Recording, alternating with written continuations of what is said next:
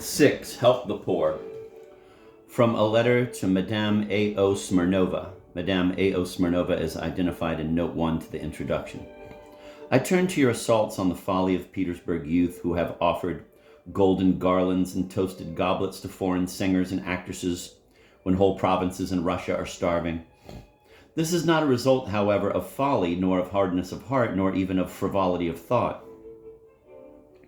It is a result of normal human heedlessness. The miseries and horrors produced by hunger are far from us. They are happening in the interior of the provinces. They are not before our eyes. That is the solution to and the explanation of everything. The same person who paid 100 rubles for a theater seat in order to enjoy Rubini's singing would have sold his last possessions had he been a witness to one of those frightful pictures of starvation, in comparison with which all the terrors and horrors represented in our melodramas are nothing. Footnote: Giovanni Rubini, 1795 to 1854. An Italian, was one of the best-known tenors of the day. It is not a matter of our making donations. We are all ready to donate, but donations really for the benefit of the poor are not now made very willingly among us, in part because we are not all confident that they will reach their destinations as they ought and fall into the hands into which they ought to fall. It usually happens that the aid, like water carried in the hand, trickles away on the road before it is delivered, and the needy person must be content with looking at a dry hand containing nothing.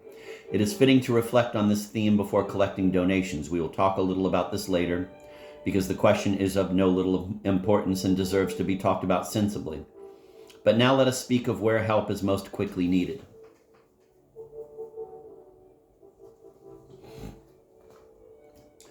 First of all, it is necessary to help him to whom sudden misfortune has come, a misfortune which suddenly, in a moment, robs him of everything. Maybe it is a fire that has consumed everything from bottom to top, or a cattle disease that has annihilated all his cattle, or death stealing his only support.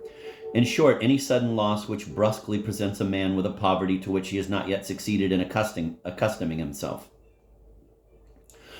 Bring your help there, but this help must be given in a really Christian way. If it consists only of the distribution of money, it will mean exactly nothing and will not be converted into good.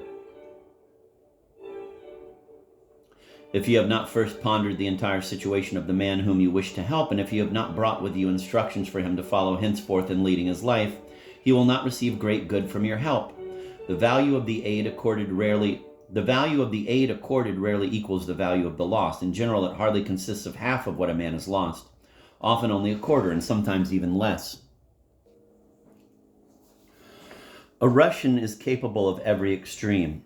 Seeing that he cannot lead the same life as he used to with the small amount of money he has received, out of grief he may rapidly squander what has been given him for his long-term needs. Therefore, teach him how he should recover with the aid you have given him. Explain the true meaning of misfortune to him, so that he may see that it has been sent to him, so that he may change his former way of life, so that henceforth he may not be as he was formerly, but become like another man, materially and morally. You will be able to say it wisely if you only go deeply into his nature and his circumstances. He will understand you. Misfortune softens a man. His nature then becomes more sensitive and more accessible to the understanding of subjects beyond the conception of a man in his habitual daily situation. He is then as though turned into warm wax from which you can fashion what you will.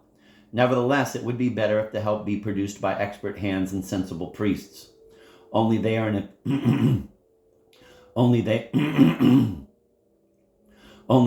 a position to interpret to this man the holy and profound purport of misfortune, which, under whatever form and under whatever aspect it be shown to man on earth, whether he inhabits a thatched hut or a palace, is always the same heavenly appeal crying to man to change all his former life. 1844.